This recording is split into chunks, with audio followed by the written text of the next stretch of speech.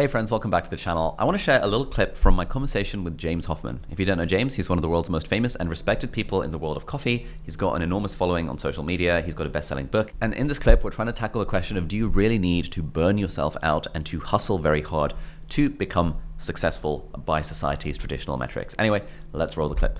So the hero bullshit of entrepreneurship of like, I must grind myself down. I'm a fucking hero. I'm working super hard. I'm doing it right. And it's such bullshit, and it's such a toxic aspect of all work, and I hate it, but I definitely worked 110-hour weeks for like months.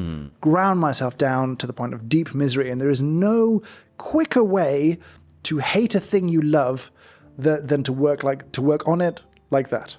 Right? Like, I really love coffee. I definitely got to the point where I was like, I should quit coffee. I should just, I hate this. I hate this. I hate my life. I hate working in this. I should just do something else.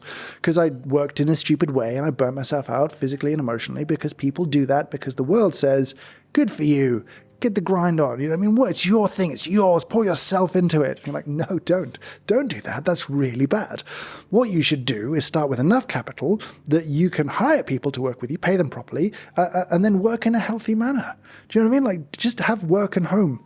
Be separate. That's helpful. Turn off. Don't work at weekends or don't work some days a week. It's very satisfying early doors to pour yourself into a business. It is rewarding, it's enjoyable, but you're just burning through yourself so fast. And so I regret not starting with probably twice as much money, hiring more people out of the gate, and going home at 5 o'clock. Do you know what I mean? Like, just be done. Just turn it off, go home. Enjoy life. You can build this thing. You don't have to sacrifice yourself for this. The downside is you need more money to start with. So that's the trade-off. We didn't have that money. We didn't know we needed it. We had enough to buy the physical things, not enough to build the systems, hire the people. And so we just worked ourselves to the bone, and it was miserable, and I regret it, and it was a mistake. Oh, okay. On that point, yeah. So I feel like sort of, at least in the online discourse around starting businesses, circa 2013 to 2019 was the era of the hustle culture movement, Sure. saying that, look, you're starting from nothing. Your 20s are for hustling. You got to grind yourself to the ground, work on weekends, work on evenings to start that thing. Since pandemic, I think, has accelerated this. There's a lot more like that kind of approach of actually sustainability is important, et cetera, et cetera.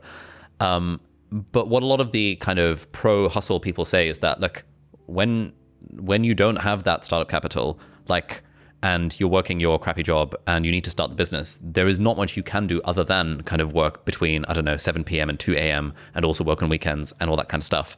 And I guess you're just hoping it's just a season of time so that you can build enough money, build a business off the ground, because it will take blood.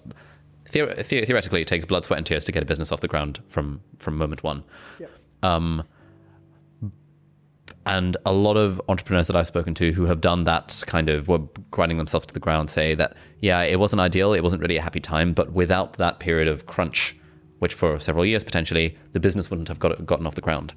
So I guess my question to you is, do you think that you would have been able to do it in a more nicer, sustainable way? Or do you think it was necessary to put in the blood to get this off the ground? I think that the tricky bit is that if I had the understanding that I have now, and a little bit more capital, then yes, we could have built the same business far more enjoyably. I don't think it'd have been a bigger business necessarily, but it would have been a more enjoyable process to do that. And I think certainly, I may start more businesses in the future.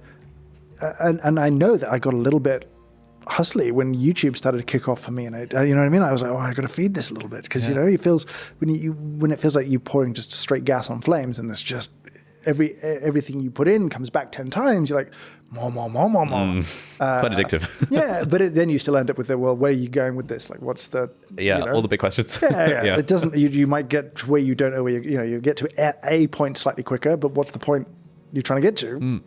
Does it need to happen quicker? Is that better? So, look, I'm not saying that there's a perfect way, right? Like, to back in 2008, to raise another 100 grand would have been really hard. The system that we live in makes it much easier to raise 1 million than 10 grand. Really? Yeah. We can get a 10 grand bank overdraft. But I feel like if you go and pitch big and you make big promises, yeah, you can raise lots of money on the promise of lots more later. Yeah. But if you want, I just like a 10 grand overdraft, please. The bank's like, no. And Yeah. you're like, I turn over like 30 grand a month. And they're like, uh-huh. And you're like, 10 grand, you know what I mean? Like pre-financial crisis, you could get like a month's turnover as overdraft was the sort of rule of thumb. Yeah. And post-financial crisis, the banks were like, nah. Which is really unhealthy for loads of small businesses. It really restricted access to capital from 2008 probably to 2015 was really difficult, right? If you wanted less than 100 grand. Yeah. The moment you wanted serious cash to make big promises to roll out this giant thing that'll IPO or there'll be an exit, much easier. Do you know what I mean? For a while, I was like, I could easily raise it 2 million quid in a way that I couldn't raise 200 grand. Wow. That's messed up, but that's the way it was back then. So probably still is now. It reminds me of that quote, which is that I think you probably would have come across it. That if you owe the bank 200,000, it's your problem. If you owe the bank 200 million, it's their problem. Yeah, absolutely, yeah, absolutely. It's a weird system of capitalism. But that's what it's messed up, and you know. But yeah, so you know, I'm perhaps talking about this idealized world where I could have found another 100 grand somewhere in a way that didn't, you know, result in me signing over control or direction or you know what I mean, some aspect that would be later important. But I do know that had we accrued more capital at the start, we could have worked in a way that was less damaging to our physical and mental selves. Yeah. And you know, I think you can justify hustle culture all you like. I don't think I'm proud of those years, the way that I worked. Do you know what I mean? Am I proud of where we got to? Yeah, maybe, sure. But I don't like that was the route. And I certainly wouldn't wish that on anyone else. And I would wish for or encourage a system or a way of working that wasn't that. Do you know what I mean? Like I would hope for other people, you know, I don't feel like I suffered, you should suffer too. That's a sickness that infects our culture. I suffered, I would like you not to suffer because this sucked. That's sort of my feeling about life. So yeah, I'm not saying there's a perfect way.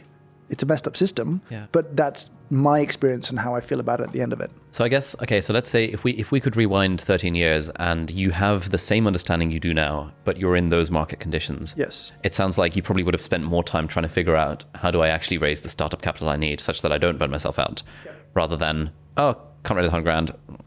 You know, there's always other things we could do if we knew the value of it. But I guess at the time when you're at that stage of life, you're like, oh, I'll just work harder. Right. Yeah, that's absolutely it. And certainly the everything around me told me that was the right thing to do. You know what I mean? That was the culture around entrepreneurship was, you work. You can put those out. No one else can do it for you. It's your business. Get out what you put in. And I believed it. But I don't, you know, I don't want someone watching this to hear me say, yeah, you should hustle. Yeah, you should suffer. You know what I mean? I don't feel comfortable saying those words to someone. Hey friends, thank you so much for watching. If you enjoyed this clip, then click here for the full unedited episode. And if you like that, then do please consider subscribing to the channel. It means a lot. Thank you so much and have a great day. Bye-bye.